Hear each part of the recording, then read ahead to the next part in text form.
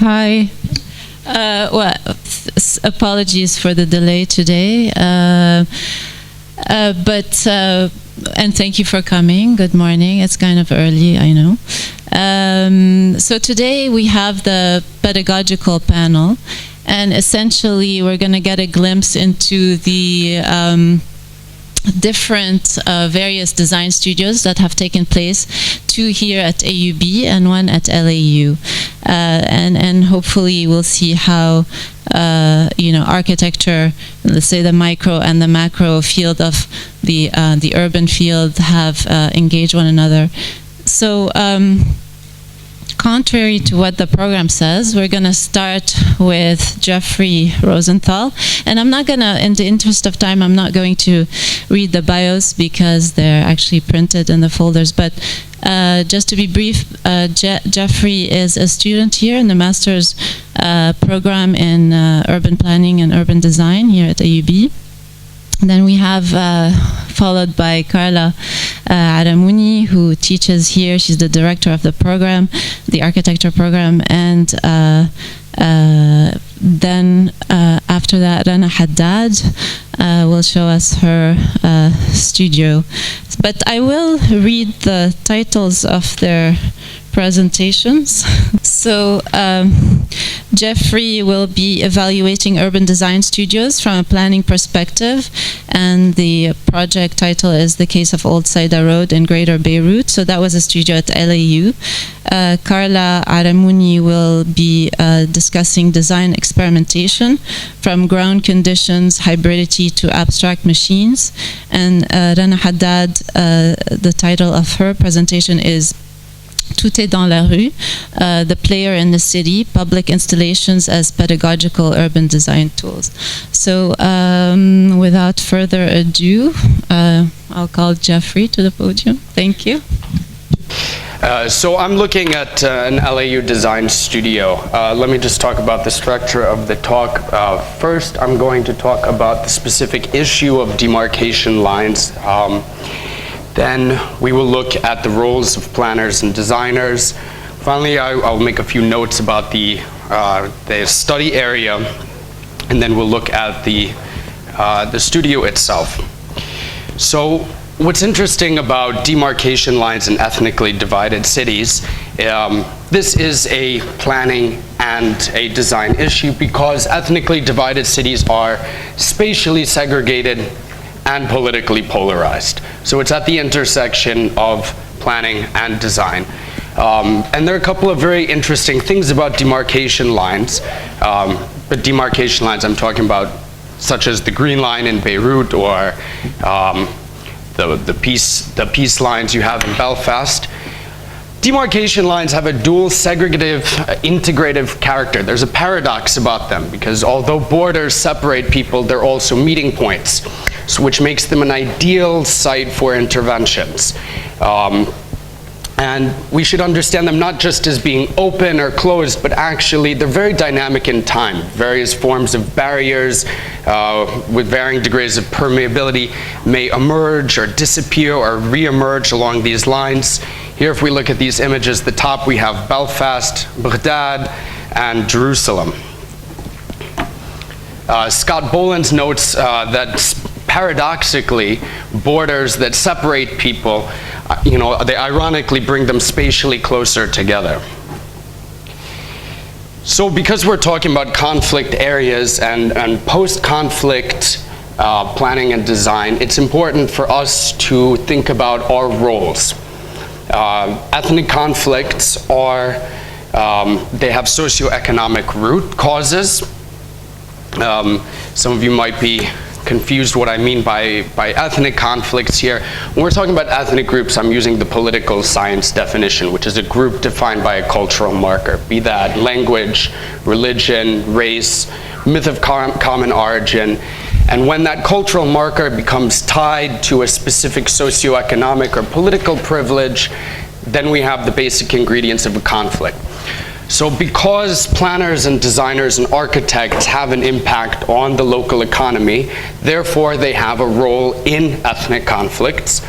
and it's within our power to either aggravate or to mitigate those conflicts. So I think it's important for us to delineate the ways in which planners, designers, and architects affect the local economy, the tools that are available to them. For planners, it's through zoning, which is land use, and also through the provision of public services. For architects, it's not just the cost of projects and the individual development of lots, but also the accessibility of their designs. Think about if the designs, if they're allowing for mobility of cars or people, that's also, that has an impact on the economy. And when we talk about urban designers, it's very much similar to that of architects, but at a marked up scale, including also the provision of public infrastructure. So there are some different roles that planners and designers can have in conflict and post-conflict zones. Cunningham and Burton talk about 4 strategies. One of them would be a partisan strategy, which would be taking one side of the conflict. If you want an example of that, just look at the designers or the planners who create Israeli settlements, for example. The second one is a neutral strategy, and I have this in red because neutral is almost a misnomer, as we'll see. It's almost impossible to take a neutral position. We like to think that as technicians, as designers, as planners, that we're neutral. But if you don't take a position, one will be cast for you. And when we're talking about polarized cities, where the central authority of the city may be challenged, working with a central agency may be seen as taking one side. So it's very difficult to actually be neutral. John Colomé talks about some different ways in which planners and designers attempt this neutrality by working with the private sector, which risks social exclusion, by looking for neutral spaces, which may be limited or non-existent.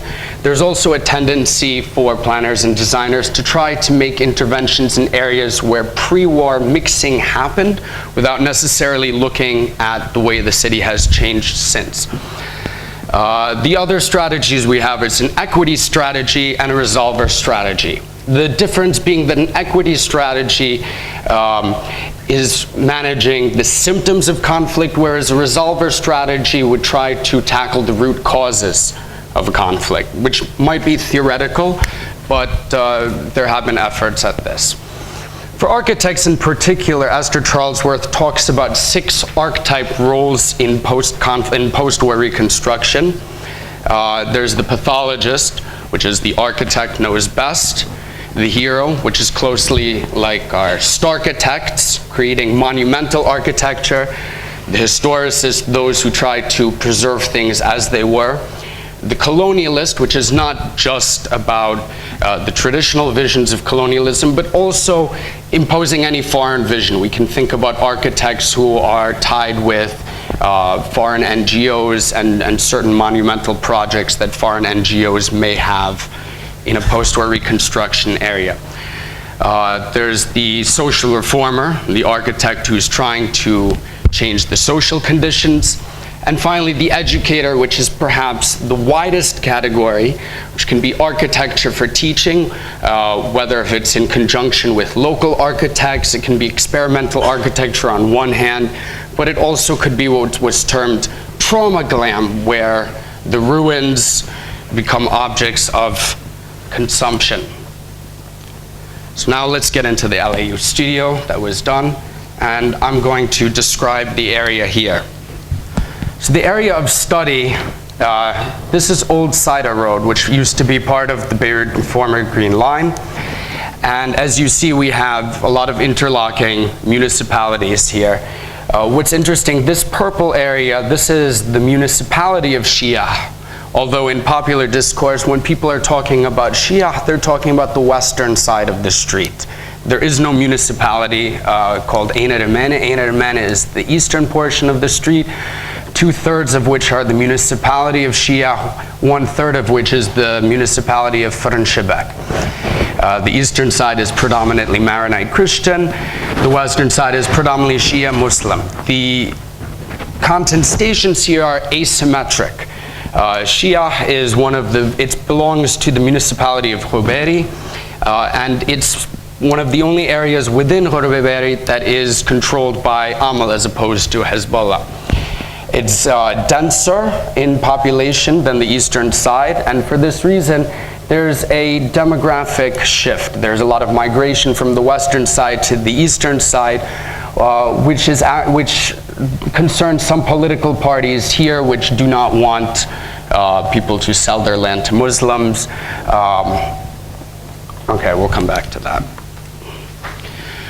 So these were the sites of intervention that the individual students did in the studio. The studio was in 2 modules.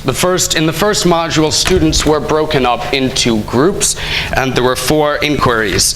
There was a group of students that worked on morphological and historical study. There was a social and typographical study, and then there was a study of the evolution and urban fabric of Shia and Ain Armeni. The 4th one was looking at the image of the city, where they took Kevin Lynch's mental mapping project to create an interview and some mental maps. Now, I think when we talk about these groups, morphological, historical studies, social, typographical, evolution, and urban fabric, these are normal probes for design students. It's within their abilities. However, we have to remember that architecture students are not social scientists. Giving them the task of creating interview questions, maybe this was an unfair burden on some students, and Kevin Lynch's mapping might not work in the area. Kevin Lynch, when he had his mental maps of Boston or Jersey City, we're talking about one city. No one is questioning its boundaries. Here we're talking about a city that, actually not just one city, several municipalities where there are content stations. And the students ran this survey, 2 separate surveys. They actually were creating a mental image, one for Shia and one for Ain Armeni. Now, a lot of these questions, I'm not going to go through all of these just because of time, but they're concerned a lot with identity. What do you consider the boundaries of your neighborhood? What do you think of the other side? And I think this is where we really run into an issue, because the second part of the studio, all of these modules were brought together, and the information that the students collected was used to produce individual student interventions. And this was an opportunity where the students were engaging directly with the residents, but there was no open forum to ask the residents directly, what do you consider the largest problems in your neighborhood? What would you like preserved? What would you like different? What services are lacking? What could be improved? There's a danger, perhaps, of conducting 2 different mental maps. Perhaps we're ascribing the body politic of the neighborhood to the individual residents. Now, doing one mental map for the whole area would risk irrelevance. They're correct to treat the sides differently, but there are other ways of approaching this. In 1994, Miriam Ababsa did a study of the area where she was asking residents how often they crossed the street. But this was followed up with questions such as, why are you crossing the street? Are you shopping? Is there a service you need? We don't have those questions. We don't have those reasons here. And I think this is really critical in how we're going to look at some of the interventions here.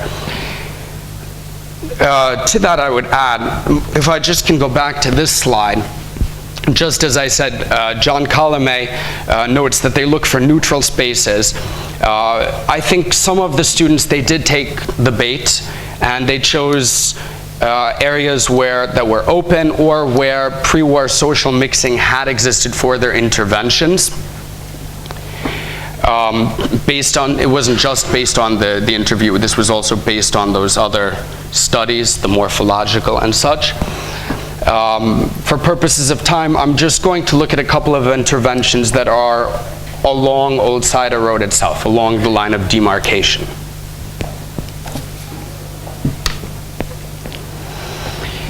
This one is an urban interlock. Now, I think this is perhaps the most problematic, where I think the student believed he was taking a neutral position, but it could be seen as being potentially partisan.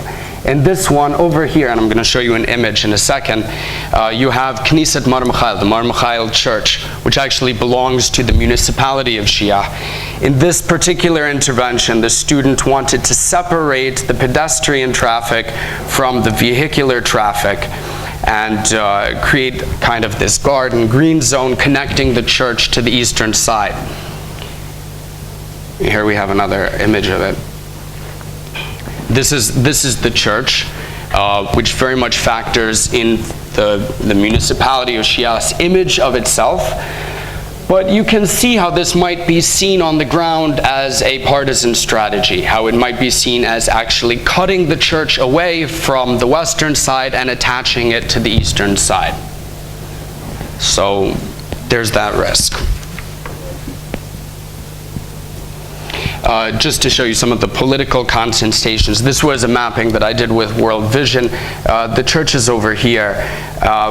Image size you can't see very well, but on these are all sectarian markers along the street. This is Morun Mrisk, which crosses the southernmost portion of the study area. The images are very small, but here you can see Amal flags. These are crosses that usually have a graffiti under that say, "Do not sell your land." This was another intervention, which I thought was interesting because the student thought that the Beirut Mall was a physical barrier. And I think this is an example of disciplinary bias, because in my own research, you know, we've identified the Beirut Mall as an area where mixing is occurred. I would say, okay, this site could be activated better. It's not working as well as it could, but there are residents from both sides coming and using the Beirut Mall. And interestingly, you know, this was, the student here thought that the Beirut Mall was a barrier. And I think there's a tendency for architecture and design students to think about what's pedestrian friendly in the city, when sometimes there are other functions going on. If we look at Old Saida Road, a lot of the businesses along the street are automotive in nature. We have tire shops, mechanics, car dealerships. A lot of them are dependent on cars for their economic functions.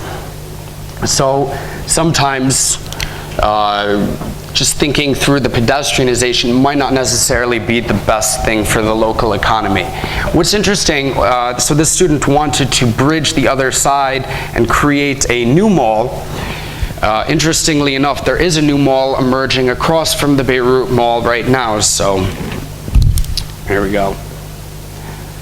This one I think illustrates actually a planning bias. If I talked about a design bias where we talk about design students thinking more about pedestrians, this one is a sports complex, which would be in the, if I go back here, the southernmost portion of the study area, where you have parking. There are a lot of parking lots and automotive shops. This is a high density of these kind of mechanic shops, which actually employ a lot of people in the area. So this student envisioned putting a sports complex on the site, which I think has a lot of potential. It would bring public services, you know, public space to an area that I don't want to say it doesn't have any sports facilities or doesn't have any public spaces, but it doesn't have any public spaces or sports facilities that are not tied to a religious or political group.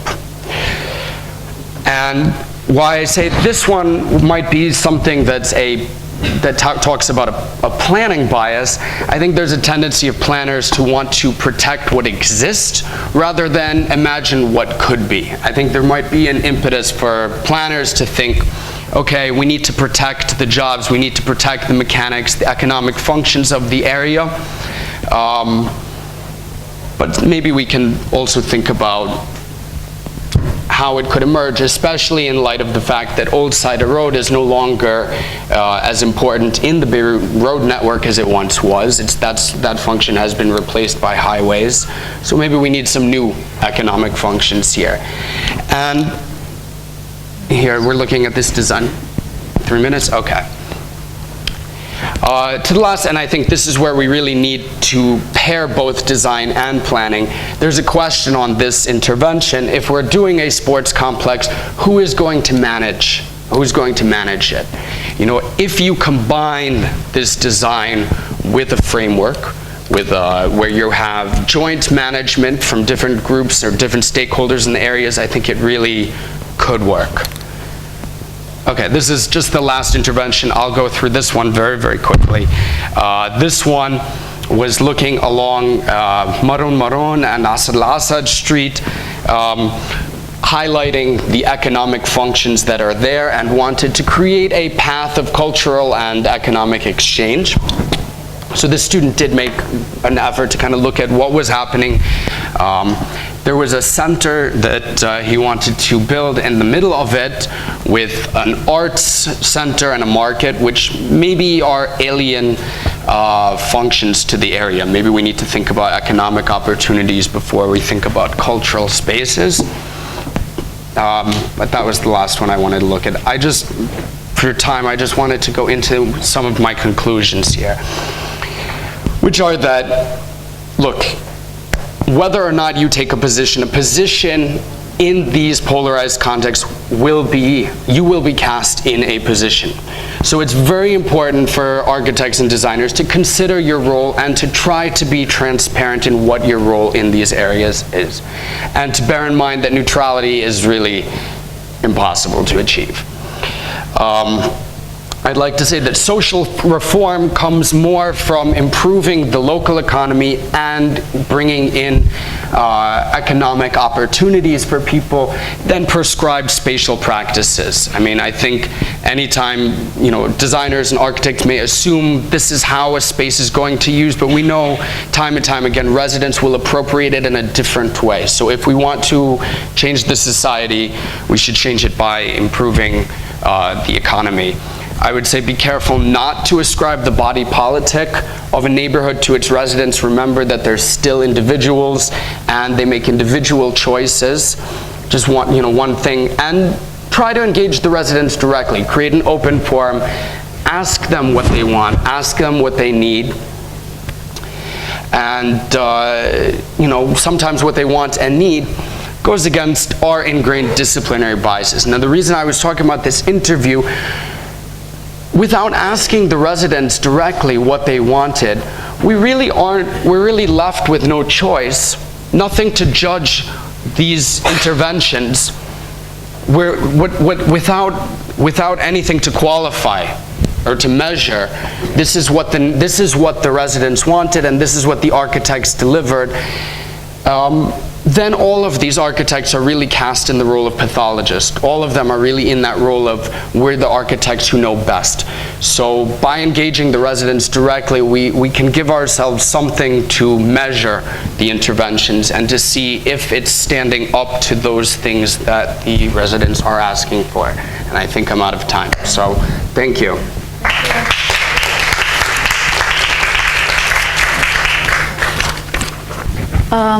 So hello, I will be talking today actually about several design studios that I have taught with other colleagues here at the Department of Architecture and Design. And specifically I want to talk about how in teaching architecture studio, my interest has always been to get students to understand the larger complexity which form our built but also our unbuilt environments. In that, the starting point is always to try to look more at the dynamic forces that shape these environments and to embed in them, to embed these findings into the heart of the design process. In other words, to look and consider architecture as an extended component of its field, affected by its systems, yet affecting it at the same time back. With the different studios come varied interests and different contexts. However, all potentially framed under questions of the city or the built environment at large. From the city proper as a field of forces to the ex-urban peripheral sprawl, from the rural context to the natural landscape, from systems to infrastructural devices, the different design studios are each framed within this macro framework embedding a larger understanding, behaviors, forces, and systems right into the heart of the design process. Each studio is an attempt, the studios I will be showing here, to affect back their extended context, to sometimes intensify the relationships that are there, and sometimes to recondition them. These macro conditions and understanding become the starting point always for the studio and its design process. This process has at its heart, research as a design tool, from which formal new potentials can emerge through conceptual mediums. Further investigation and understanding of fluid programming and hybrid possibilities allow the design to extend the notion of this field from context into the internal spatial manifestations of the project. One of the methods is actually to conceive an in-between creative conceptual device, like the one shown here, that, or what I'm also calling abstract machine, allows this kind of device allows basically the transfer of all of these macro and programmatic site understandings into some form of a formal manifestation. It is meant to be an active process responding to dynamic agents to instigate new spatial possibilities. So I've structured the work that I'll be talking about under these three main headlines or lines of inquiry, all revolving somehow about the macro context or conditions. So architecture as ground, architecture as ex-urban conditions or typologies, and architecture as infrastructure. Within these frameworks, the design method I have described becomes the nexus for understanding, moving from bigger macro research systems. Ooh, sorry. I've lost my mouse. Okay. Anyway, moving from these bigger macro research systems to more physical and visual conceptual mediums. And starting with this, architecture as ground, the ground was actually the starting point of the investigation, where we looked, in the studio I will describe next, we looked at it not actually as a surface layer, but more as a thick condition of qualities, behaviors, and dynamic factors. So the first studio, titled The Fairies, Pits and Towers, was a design studio on the area of Cappadocia in Turkey. Cappadocia is a region in central Anatolia known for its unique landscapes of soft rock formations or fairy chimneys. The fairy chimneys actually were created through these processes of erosion and volcanic deposition over time, forming a very soft landscape that has allowed its inhabitants over time to build multiple underground and cave dwelling structures. And the interest actually of the studio was to look at that very unique landscape as a landscape that has informed the way spaces were created, and to understand it as a shifting system in time. Cappadocia is actually a World Heritage Site, and today is still in perpetual transformation as huge influx of tourists keep reshaping this land and turning all of these dwellings into actually hotels and touristic activities. So we started actually by investigating a lot of online data that we were able to find while we were here, trying somehow to make this touristic understanding of land as the starting lens, but to later inform the process with the actual site visit, learning more about the actual local culture from more fieldwork-oriented process.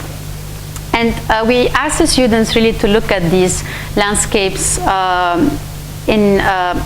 as these natural transformative systems, looking at the different shaping processes that have occurred in time, whether geological, environmental, social, historical, or cultural. They've mapped actually these different features of the landscape, looking at effects of erosion, wind and water on the formation of the land, the fairy chimneys, as well as the different geological forces that have created its hills and creases. And those different data sets, those different mappings were then transferred to these physical and conceptual models, again to inform somehow a spatial understanding. One of the main projects, actually this particular one, to me was exemplary actually of that process, where the students were interested in the site as a changing field over time and looking at erosion as a design tool. They researched the refugee influx that was coming into Cappadocia and the little overlap that they've had with the tourists, and also looking at the underground cities of Cappadocia as traditionally being spaces for shelter and persecution, avoiding persecution, and somehow seeing this as being repetitive in today's crisis. Their starting point was to survey these different erosion rates, point by point, measuring somehow the exposure of wind, water runoff speed, etc. And from those emerged with a series of diagramming and mapping revealing potential pits and hills that would emerge in that landscape in a 500-year span. And this was transferred back into a physical device to visualize formally those changes. And in their project, they imagined actually that there could be, their program is actually an interactive fiction between tourists and refugees, that both can be inhabiting that landscape at the same time. The refugees living in spaces sheltered below ground, not always immediately connected to the tourists roaming above. The spaces were designed in those pits and formations that were seen and imagined to erode slowly over time.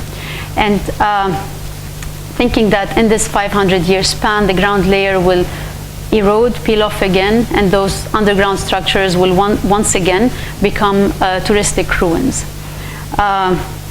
So those spaces included dwellings, social programs, but also made use of ventilation and lighting shafts in the manner of the underground cities of Cappadocia in order to create habitable spaces, and with cultural touristic programs on the top. And these are some of their sections actually showing the different layers of time, and as these structures slowly emerged, to them actually they really wanted to differentiate how a building is seen, to connect it to the dynamics of site, and to really understand it as a continuously evolving relationship between land program and user groups. The second theme, architecture as ex-urban condition, looks at the architectural sprawl area, or sorry, the urban sprawl areas that are at the edge of, or at the periphery of Beirut, that actually have high density dwelling and living typologies, trying to rethink them through new ideas of connectivity, of living working scenarios, of recreational and communal spaces, as well as potentially integrated infrastructure.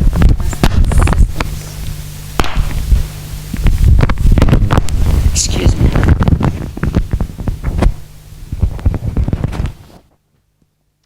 So the studio, actually titled Ground Moves, tackled the periphery of, or the surrounding peripheral zone, the sprawl area of around Beirut, or the greater Beirut extended area. An area that is seen as a rapidly, let's say, disintegrating landscape with a huge discontinuity between the steep factors of the landscape with the haphazard building practices, with buildings barely integrating well in the site, treated in the same way an empty plot of land in a city context is treated. And almost like each of these operating as standalone structures with barely any thinking for street level connectivity. So the studio actually looked at the possibility of projecting speculative visions within this ex-urban context, looking for future high-density needs, new models of, again, living, working, integrating leisure, landscape, and infrastructure within these communities. As an approach, we actually asked the students to go through, of course, a very detailed analysis of different zones and areas, understanding the different systems at hand, the current existing typologies, but at the same time trying to rethink with new formal typological possibilities in the relationship between form and steep landscape. Some of the projects that emerged were a proposal like this one, the vertical city, that actually gives value to the existing landscape, to the existing forest in the hills of Hazmiye, and trying to really maximize density but also minimize footprint, maintaining a strong relationship between a series of landscape activities with a condensed housing condition. Another project looked at modular typologies of single and double level dwellings, creating multiple open relationships between house and neighbor and street, and stepping gradually with the terrain. A third integrated prefabricated modular systems into a quarry phase that are actually very abundant in all of these areas, with a public street-like spine forming the interstitial space between the mountain and the dwellings. The dwelling infrastructure and landscape integration were also considered on less steep sites in between residual lots located between road networks, such as this project. In this, the site that the students proposed to work on was a lower landscape in Hazmiye that was positioned between several roads and now in a state of water stagnation, with waste and sewage being constantly dumped there. The students thus imagined their project as a filtering machine, integrating systems of vertical prefabricated small units with public filtering landscape, different leisure programs, and water collection and irrigation networks. Vertical parkings operating with elevators connect the higher street levels to dwelling levels. So it was conceived as a comprehensive living system, taking over this residual dump site. As a third system or framework, looking at, there's an interest in looking at architecture as infrastructure, where large-scale hybrids of architecture and infrastructure are seen as potential urban and activating systems. This studio is from some time ago, titled Infrastructure and Tourism. And in that studio, actually, we worked with the students on mapping various infrastructural systems in and around Beirut, such as we focused actually on waste, water, energy, and transportation. And in a live studio map, placed all of that data in a context that we can always visualize and understand. And through a series of group work mapping, the students try to understand all of these systems, from the problematic of waste. Mind you, that was in 2010, so we used to have a working somehow waste system. But students were really projecting on the problematics of landfills, on actually problematics of the lack of proper recycling initiatives by individual, the really like the high percentage of waste that's being created every day, water problems, the loss a lot of all our water resources being thrown down to the sea, in addition to pollutions, the pollution that is infiltrating into the water process, in addition to seawater intrusion as main problematics.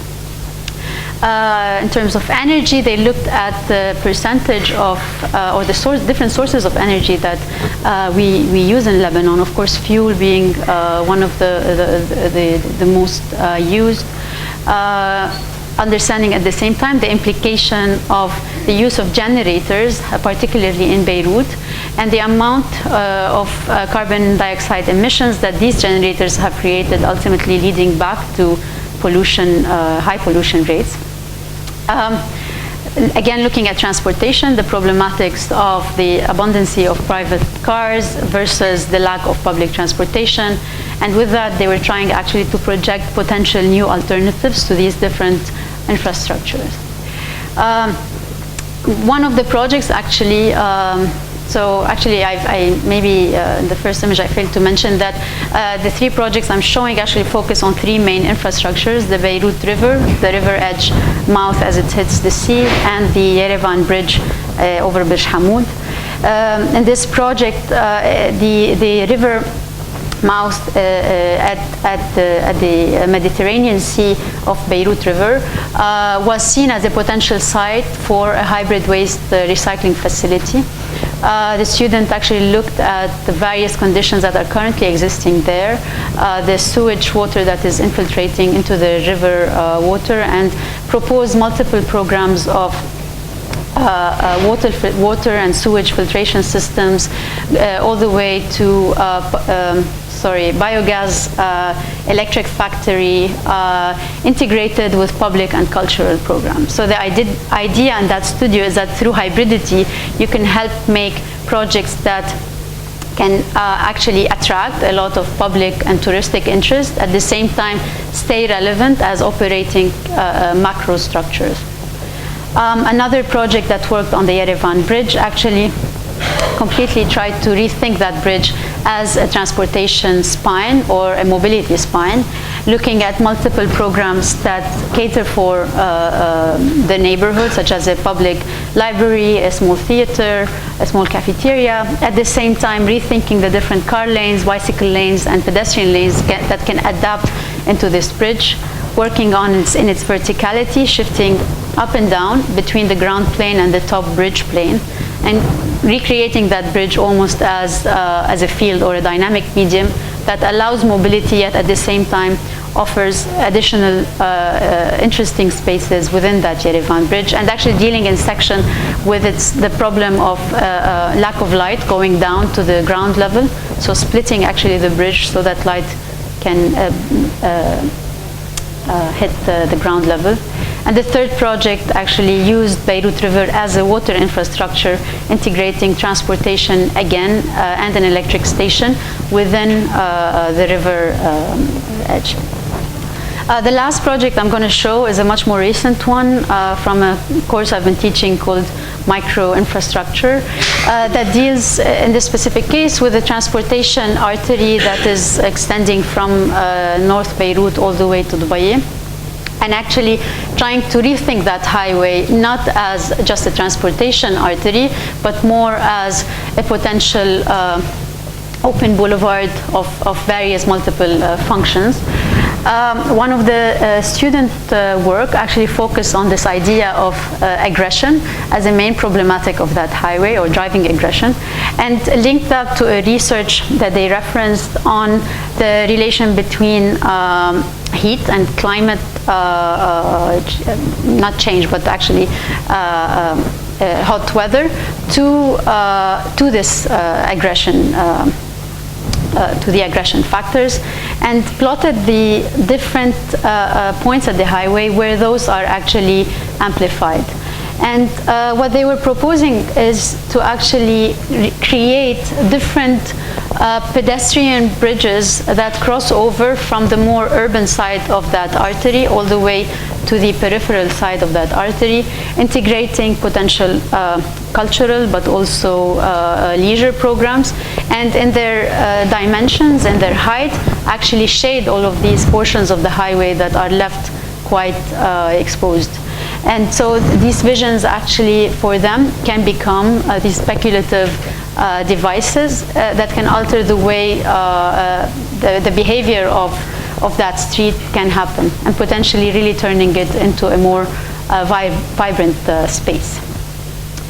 So in conclusion, actually, the studio projects that I've presented today offer a way of conceiving potential architecture environments while incorporating macro-site systems, hybrid programs with infrastructure, and landscape integration. The presentation was meant as a survey of speculative potentials of possible imagined architecture rather than directly applied solutions. That's it. Thank you for listening. Hello, so today I will be presenting some of the installation works that we've been doing with some of our students. It goes back to 1995. So I've been asked to try to give a history of it, so hopefully I will be able to deliver. Beirut has been operating within a deterring security and political environment. Its weak infrastructure base, absence of long-term planning, sectarianism, and political favoritism have pushed the country's socio-economic capacity to the very limit. Today, after the youth are asked to partake in the Lebanese late general elections, one cannot help but wonder how they will find their place in the city. Hence, be public, appropriation befell. We took on board Beirut's statu quo as a fait accompli. Moving away from representation, we chose to move to the streets. We could not but notice that ever since the civil war, Beirut's survival way was made possible through its informalities. So as dwellers devised their own tactics of making do, faire avec, we chose to join their games and instrumentalize their tactics.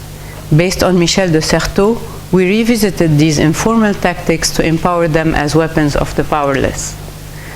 So public appropriation will culminate with one-to-one built installations in the city within the discourse of a participatory approach. We aim to arise a new reflection of the city's normal as people come to the idea of realization through use, which is the part where the process when life takes over. So we'll be playing their games and joining them. And basically, we don't aim to, it's not about finding solution, but rather for us as players in the city to create the conditions under which something new is to be triggered. And here I would like to share the 4 points that usually makes my work and my research academically and professionally. So the 4 points that I would like to share is the act of playing, used as a delivering tool that allows to engage and redefine new relationships with our daily settings. But more importantly, that is also something that should be inherent to the produced space object, and that will constantly provoke the users, making them aware of their surroundings and prompt them to question them. The second point is the ready-made. The ready-made object, because it allows you to go beyond and surpass your expectations. It's a starting point from which one can rediscover and question belief, a stepping stone to see something else. Through the ready-made object, one can detach emotion from a subject without losing that emotion. The model, which is not mere representation, but a tool of thoughts and deciphering.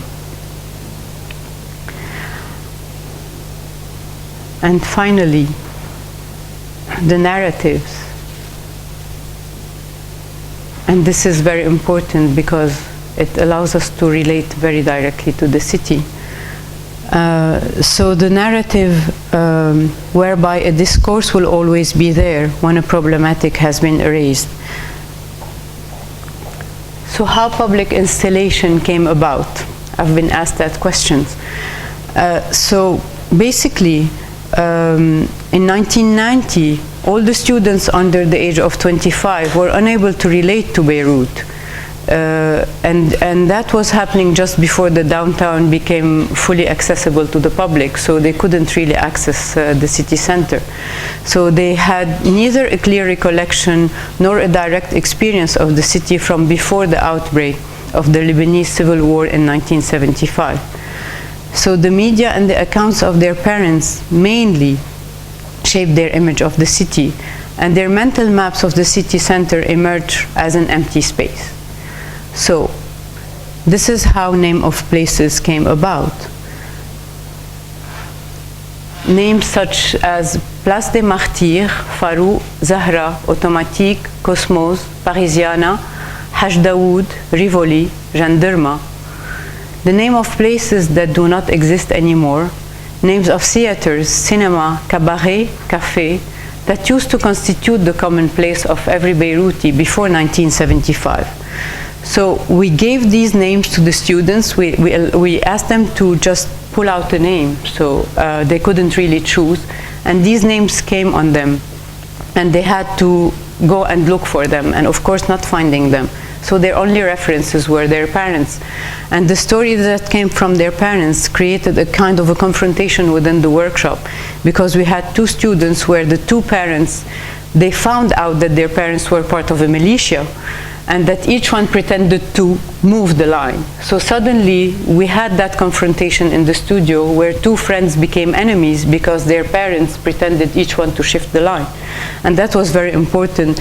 So the aim of that studio basically was for them to realize that this shift of the line is not their stories but their dad's stories, and that they needed to find a new way to establish contact with their city and to move on. And that was basically what came out of that studio, and this is where I shared not to show any installation work of this workshop. So what the map cuts up, the story cuts across, and that was a very good healing system. Then I would like to move to the Théâtre de Beirut. That was in 2001, where censorship was start to happening in the city. That was a theater where it was a theater in Beirut that was previously a BMW repair pit, transformed during the 60s into a theater. The Arabic spoken play gradually replaced the French repertoire.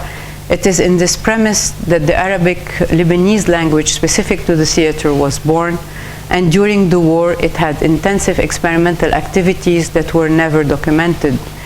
It used to be the last independent theater that existed in Beirut, and it was meant to good in 2001. So in October 2000, we've been called by the Theater de Beirut. They were asking us if we were willing to do something for the last festival that would take place.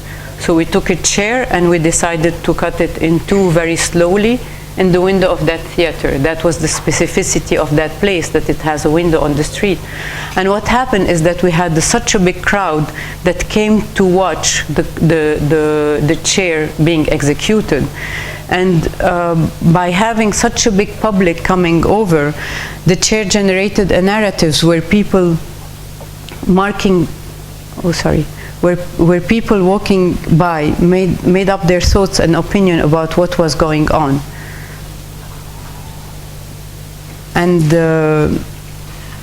And that initiated a Save the Chair campaign, and the street vendors and people that from the neighborhood that were were always intimidated by the theater and never dared to enter it, were intrigued and were attracted to it and to come in and to see what that theater was about. So the public was really into it.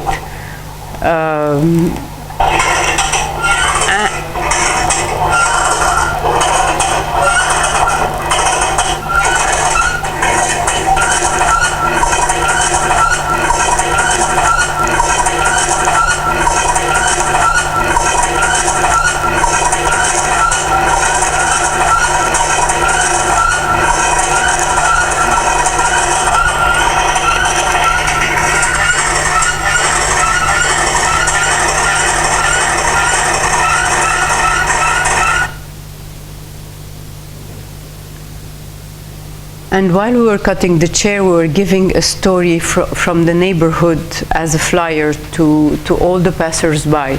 So they all became aware of what Ain Lemreise was about, and at the same time the story that that theater was holding. And they realized that they didn't want that censorship. So we had an amount of money given to us to publish the book that we had to censor, of course, because censorship was something that became inherent to us, so to be able to publish it. And at the same time it gave an 18 months extra lifespan to that theater place, which so it ended up closing in 2004 instead of 2001. Something like that, sorry.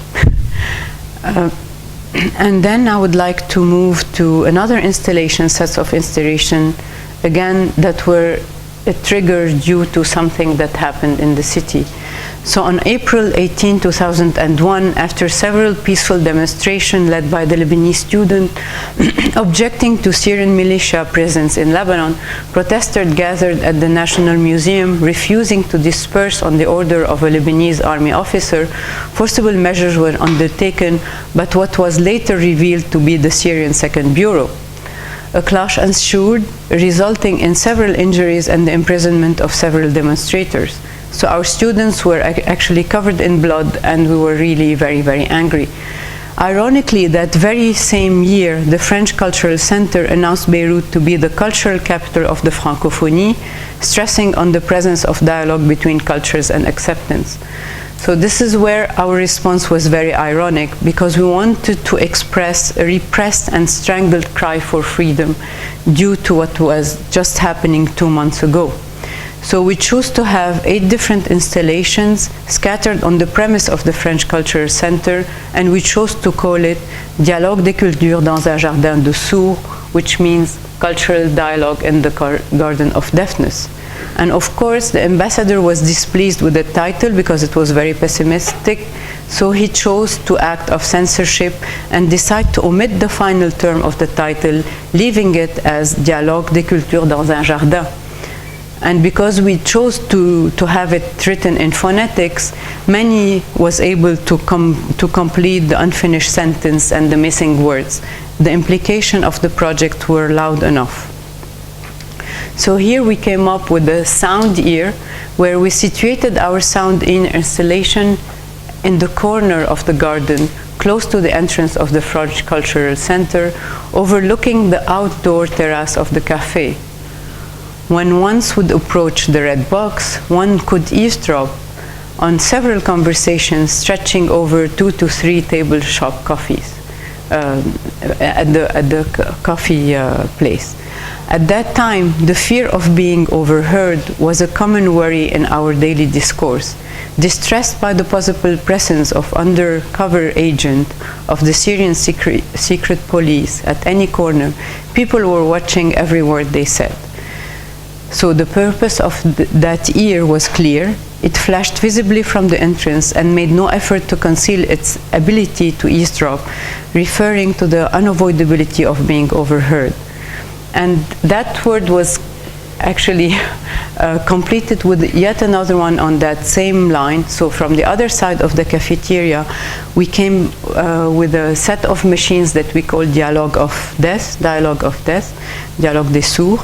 And it was the equivalent of a Snapchat without the technology. Because here we had a sample setting with 2 buttons. One that if you press on it, you will hear what the person before you came and recorded. And the other one, you can just press and record your message. And it will be for 30 seconds. So the people felt liberated and free to express themselves about the situation. And most of them were mentioning about the oppression that they were living in. Not knowing who's going to listen to them, they were just free to say whatever they had to say. So these are the set of machines, with the first one with the how to go about it.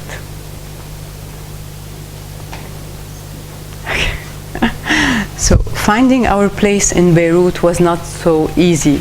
This is where we had we were asked to collaborate with the Collectif 12 from France, and they were asked us to have a set of projects done to be in the Beirut Central District. And we were telling them that it's going to be very hard to have anything done there, but they insisted. Once we presented the projects to Solidaire, we were denied access totally to have these projects given. So we decided to come about the idea of space on paper that could fit all the students' proposal, with an extra space where we sent emails to all our colleagues around the world, asking them to give us a subjective definition of their relationship to their city or to the city of Beirut if they knew of it.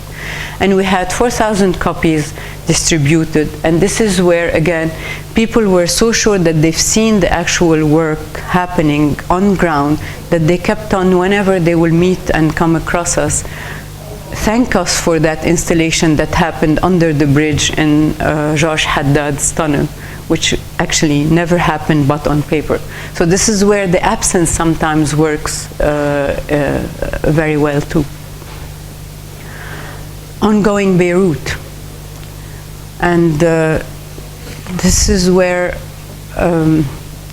when the UNHCR reports that more than 45.1 million people were displaced worldwide, and that was the largest number since 1994, Beirut was in the heart of this global problem, where we now have nearly 2 million Syrian refugees currently living on our lands. So we wanted to do something other than what all the architects were doing by providing refuge. So we chose to challenge and how to find a way to empower the refugees and homeless for them to make a living instead of resorting to begging. So we challenged our students to find a real client and to have a more efficient waste picking basket cart where they would find a sorting in it. And this is where having that in mind, of the constraints of the city and the narrow streets and the various topography and mechanical restraints. So the main questions here were, where does design stop and reality takes over, and how can we achieve this with a limited amount of time and money? We had BBC World covering the news, and it was the most seen movie on that year on the web. This is how I'm going to earn my grant. It's like a question you want tonight. I really want to learn that, and I know what's coming here. Okay, too late. So the aim was to trigger discussion and debates and ideas on how young architects can be at the forefront of a sustainable critical discourse. I can stop here. No, I mean, I have more, but I can stop here if I'm running. One more? Okay. Okay. So radio silence, so I can see some happy faces here. So that was a project that investigated the noise pollution in Beirut. And of course, because we cannot just I mean, you're going to see why I'm saying what I'm trying to say. We went to Hajj Beirut, and Hajj Beirut was a place that was burnt out in 1982 by the Israeli invasion, and just opened recently to the public in 2015. And once it opened and we went there, we realized that there was a cut in the middle of the Pine Park, whereby from one side you will see the playground filled with garbage, and from the other side a very neat place but with no playground whatsoever. So we start wondering and asking around what was happening. So Radio Silence, which is this project that I'm sharing with you, was questioning the barrier between the different users by placing a seesaw as a gate belt on a permanently locked space. So they were cutting the limit between two different social classes, between the Shia and East Beirut. And we chose to find a way to bring these two sides together by using the children, because children had nothing to do with sectarianism and had nothing to do with social class. So by putting the seesaw on the lock itself, and by having the children calling each other to play, suddenly that barrier became invisible. And of course, that didn't last more than 2.5 weeks, where they called us up to ask us to dismantle the seesaw while it was supposed to stay in the park. And I would like to finish on a much lighter note here, which is the in-between. The in-between project was set in the Jeffinor Plaza, which is visually a plaza that is very, very quiet, but actually it is not so quiet because it has a road that goes around it, and it has no seated place to cater for any person to sit in the plaza. And when the students decided to pick up on the tree as a buffer zone, and we had an installation plan for every tree.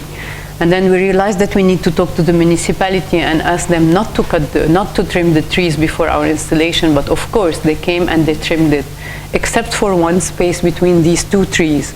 So we had to change the whole approach and to plan for a ramp that goes all the way up, cutting the plaza on purpose, so we can direct the people to that tree, where they can go and lie down and have their heads between these two space, where the sound was really buffered and people were really enjoying their time being there.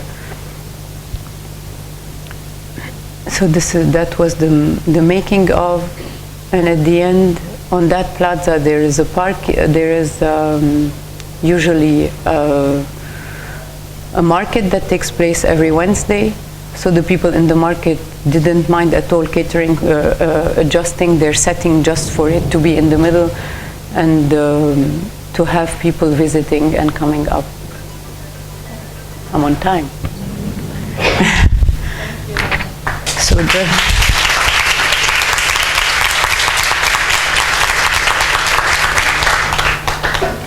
Okay, thank you for very interesting and provocative presentations. and thanks for those who are joining us or have joined us. So, I mean, I think instead of trying to ask individual questions, I would like to maybe just open up a theme that we can discuss both with between ourselves and with the audience. So we have maybe 20 minutes if we're going to catch up with time to do so. So I mean, I think what's for me what was interesting is to see the two architectural studios. Actually, they were all architectural studios, but to see, for example, two approaches, and they all dealt, of course, with the urban field, with the complexities and the richness of the ground conditions, if you like, but in different ways. And they all tried to link the, let's say, the different, the emergence of the individuated object that is architecture to its larger field in a complex way. And maybe Rana is sort of the small scale of the object linking to seriously complex issues of conflict, territory, social and political issues. With Carla, it was perhaps more about understanding the ground and the richness of the ground, both morphologically but also ecologically and infrastructurally as a system of operation, so honing in on perhaps problematic sites that have not been able to carry out certain tasks, infrastructural tasks. And maybe with the more conventional, I would say, let's say, form of analysis that happens in urban design, looking at several layers of if you like, morphological, cultural layers within a site, and trying to come up with strategies that might stitch or address a problematic. But I think what I see in the first, in let's say Rana and Carla, is a kind of the speculative, the fictional, or the kind of projective kind of architecture as a way to nudge us. So even though I mean, in different ways, let's say the schemes that were presented in Carla's studio, it was hard to understand how to get there. You know, how are we gonna, who's gonna build this thing, or who's going to actually, you know, how are we gonna make this happen? But that was not so much the issue. The issue was, can we sort of provide alternative realities? Can we actually nudge the larger public into imagining new ways of living through these new typologies, really these monstrous, I mean, I'm using it in a good way, but these kind of fictional and futuristic, if you like, in the sense of a hybridization between nature and culture that have no precedence. You know, can we imagine new forms that allude to new realities? Can architecture do that to provoke, let's say, consensus on agreeing to do something, right? And with Rana, this idea of imagination and speculation as a way to poke and provoke the power structures into some sort of action. While you know, and I'm curious how planning, from your point of view, given the problems you've pointed out in terms of importing outside models like Kevin Lynch, let's say, and not perhaps adapting him correctly, or how can sort of planning address these issues? In other words, is it possible for you to kind of review or critique this approach, and how do their approaches fall into your categories of the heroic architect, the kind of colonialist, etc., right? So I'm curious to know the kind of planning approach. That's sort of comment question, but also it would be great to take questions from the audience at this point as well. Any questions?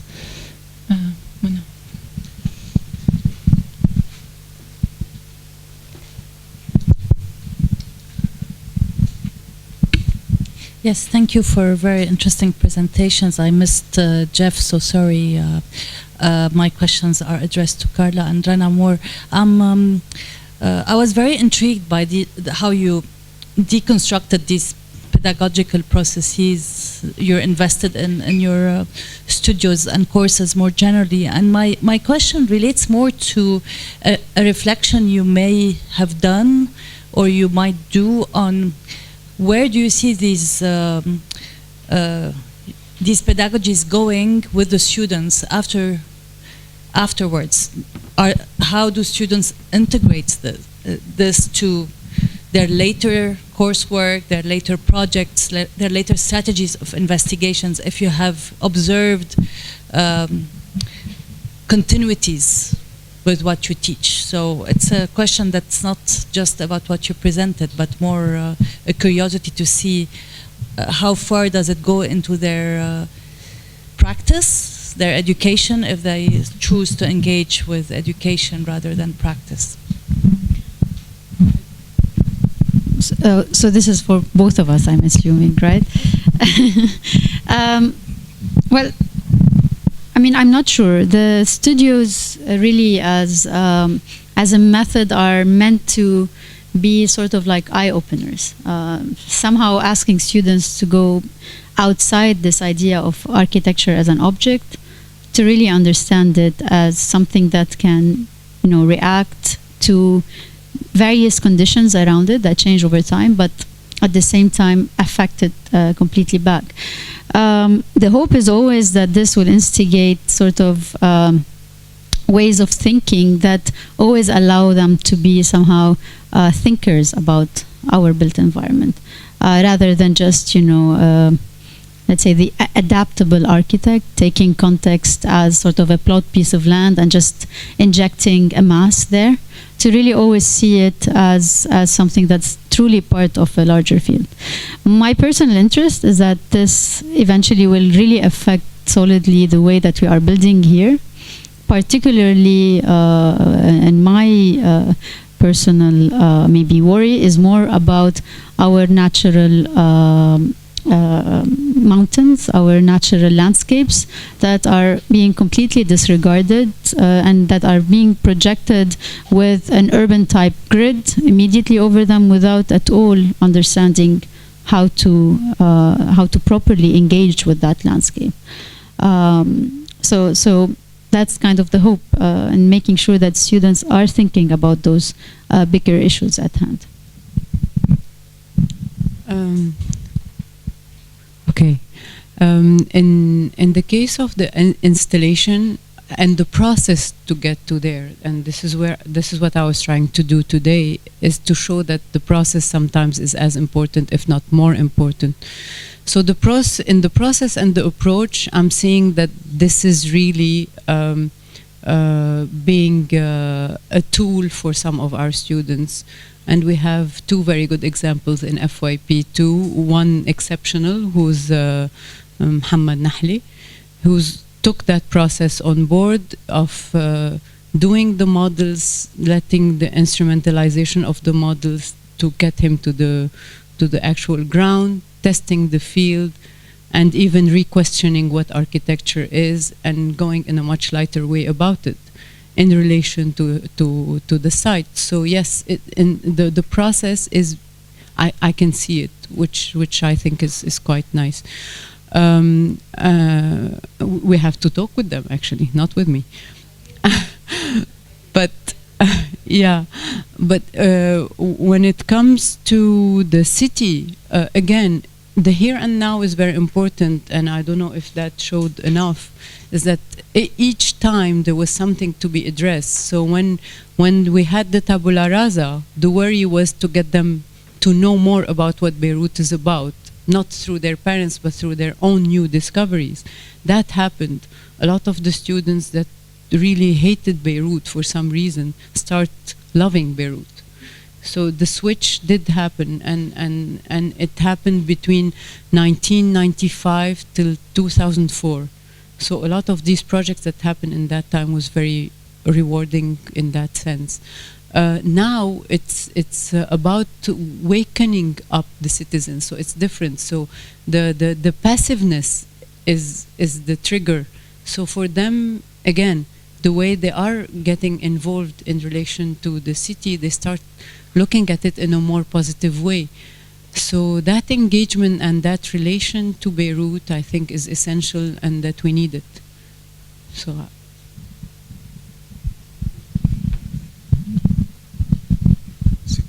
Sorry, I missed the presentations, but I was able to see yours. You have to speak into the microphone. So I would like actually to ask the same question to you, and in the same time to Carol, okay? Because I think there is a common concern with installations. Okay, so what I would like to ask you is what are the boundaries between architecture and a radical installation art? Where do you draw the boundaries between the two? How you can reconceptualize architectural interventions, and you differentiate between architectural training or thinking and radical conceptual art? It really is like sitting on a saddle. It is one leg here and one leg there. But the difference, I think, when it comes to architecture is that we are addressing a socio-political civic issue where the arts does not really ask you to do so if you are not interested into doing so. And I think this is where, perhaps. This is, I think, it's a different conversation, but it's. I think the way you choose to relate to the city and to see how it's the importance of it and the temporality of it and the way it disappears, and it is not about the person itself, but it is about the provocation. I think this is where the differentiation lies, and in the scale of it. Carol?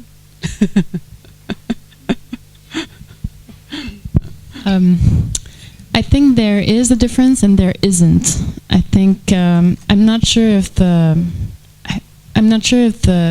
differentiation leads us anywhere that we need to try to seek an answer. I think that the one thing that can differentiate is in part what Rana just said, that in the arts you can address these civic questions, but you don't have to. Where in architecture, if you're not addressing these questions, I'm not sure that you should be an architect. Yeah. That's my opinion. Yeah. But I think that in architecture you must, it's your obligation to consider what you're doing that is for other people. You're not doing it for yourself. I think that's one of the things. But you can be an architect and have a practice that's very close to the arts, and be an artist and have a practice that's very close to architecture, because the same questions or the same object of research can be pursued by either. I think that if you're an architect, the process will probably use architectural methods of analysis, of design, of assembly of things, where if you're an artist, you might use different processes in terms of how you come about creating something. So in the case of most of the things that Rana said, I think some of the installations she showed, some are maybe more towards the arts, I would argue, and some are more towards the architecture. When the last one she showed with the ramp, that's definitely an architectural project. It's structural, it's an assembly. She has to deal with, working with whoever is going to build it, making shop drawings. It's an architecture project. If we look at the plastic chairs, that's more like a participatory or and that might be closer to the arts. Of course. But this year I've made it very clear that it is at the participatory level, because this is what we needed. We need to provoke people. People are becoming very passive. They needed to be provoked. And basically, this is what we're doing. And this is where I was very, very stressing on the here and now. It's the time that decides what action should be taken. And this is where this year was prompt to that, and that choice was happening. The installations are still not finished. They will be on the streets of Beirut on the 8th of May. You should come. But I just wanted to add on this, just to finish answering your question. If we go back to the few examples I showed about the public festivities in the 18th century, if we look at the history, these installations, these constructions, were made by architects.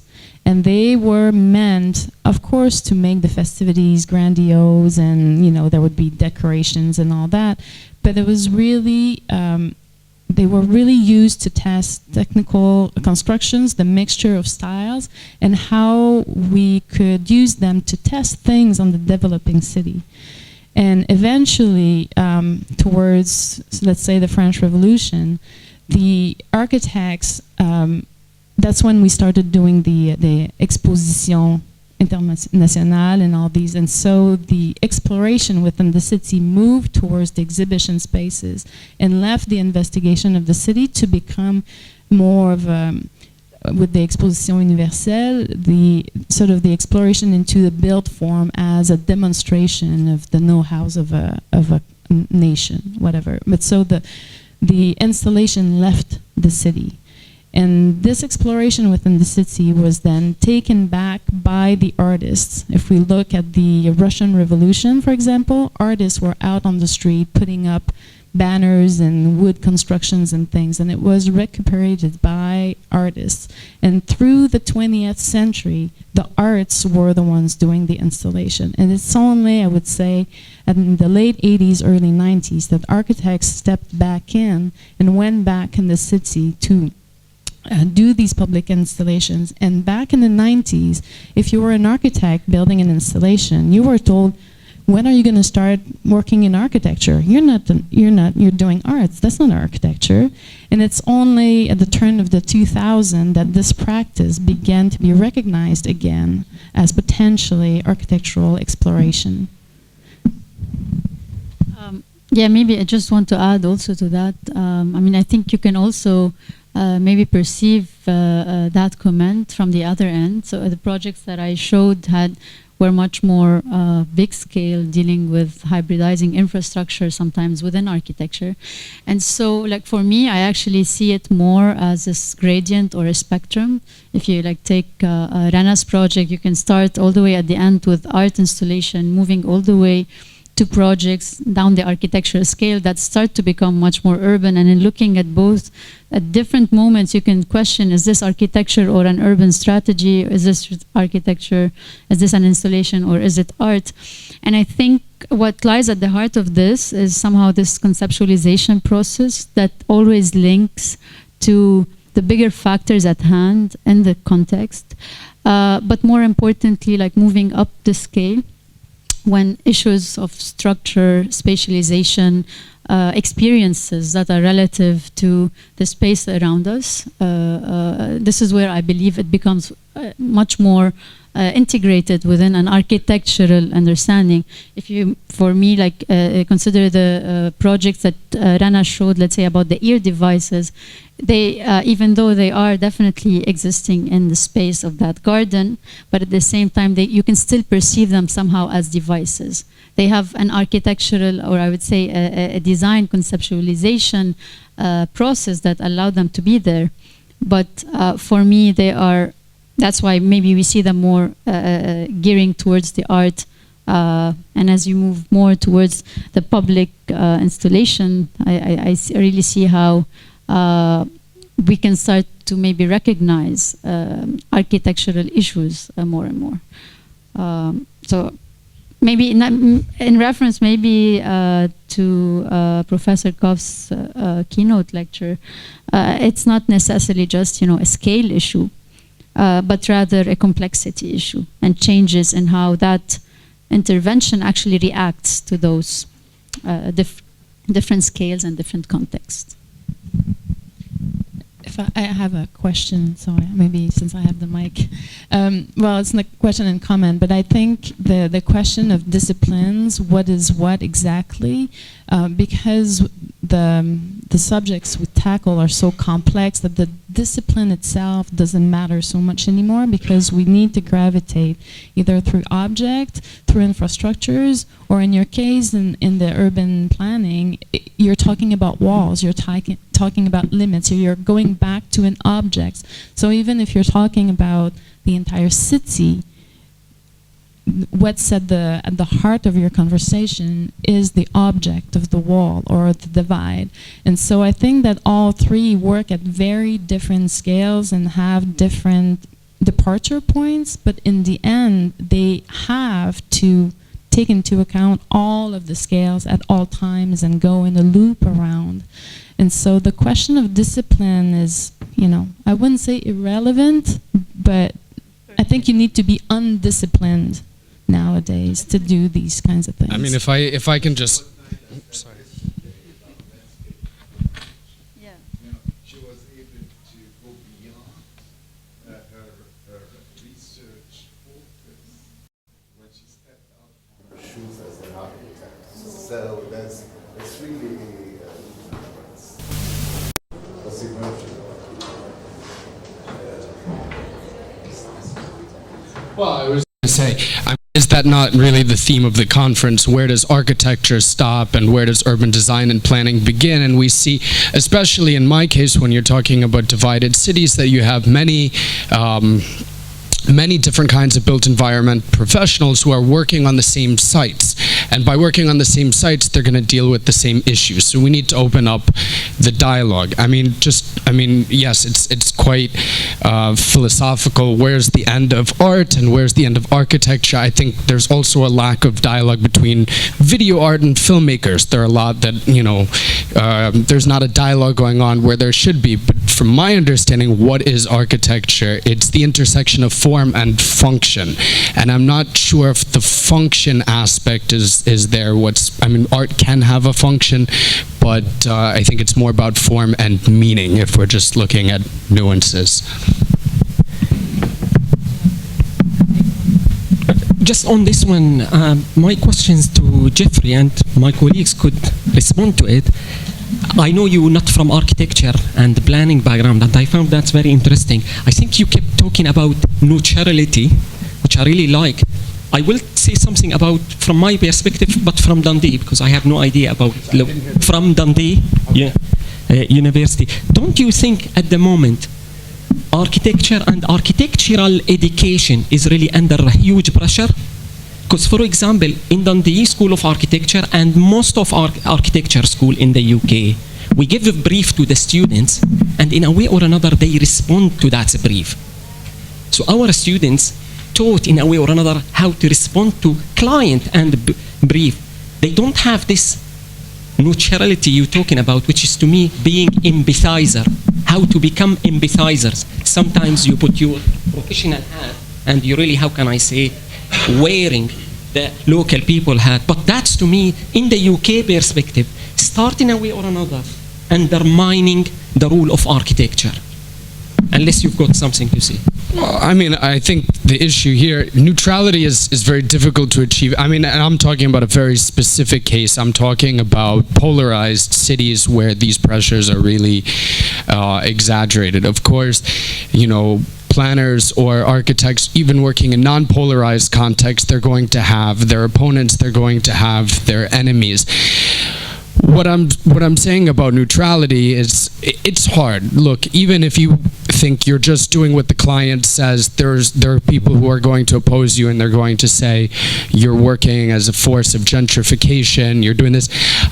I'm not pushing people into any specific role. What I want them to do is to engage the types of roles they're playing in those situations and to be more aware of those roles and to perhaps be more transparent in their roles. And if you are working with a specific client and that specific client has a specific agency, just bear that in mind and don't pretend that you're being neutral. Okay. I want to get back to Beirut. And I want to ask a question for Rana about the installations. The big issue I see is with our students that they all want to leave the country. I mean, there's just that feeling, and I feel like what you're doing and the installations are very much important for get to students to engage with the city, to start even interact with the city. So that's a very good way of getting them involved. But a lot of these issues are, they feel they inherited from their parents, as you had mentioned with some of the installations. It's always about these problems, and that's what they feel like, we haven't created any of these problems, I had enough, I want to go to a place where a city that is more engaging, that they are doing something.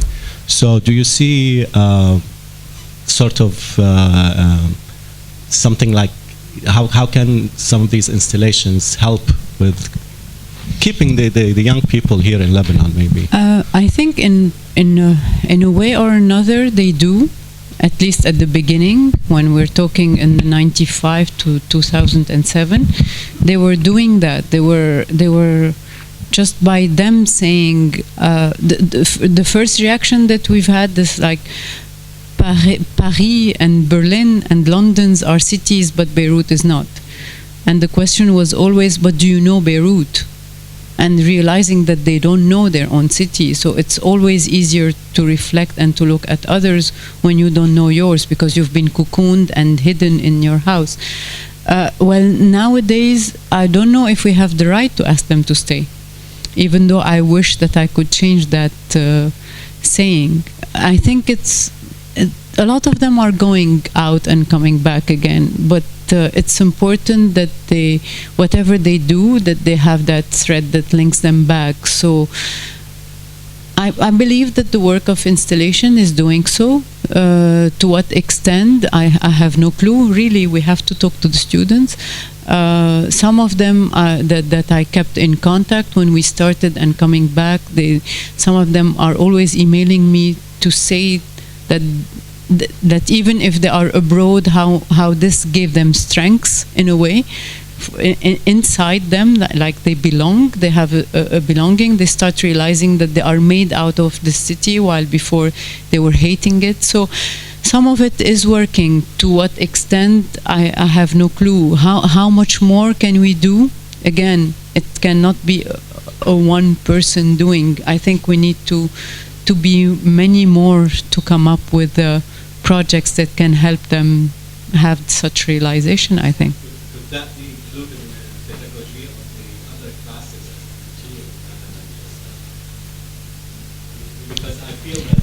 Ask Carla. Always. Carla's going to end it. I would say yes. I think there is the approach here. Okay.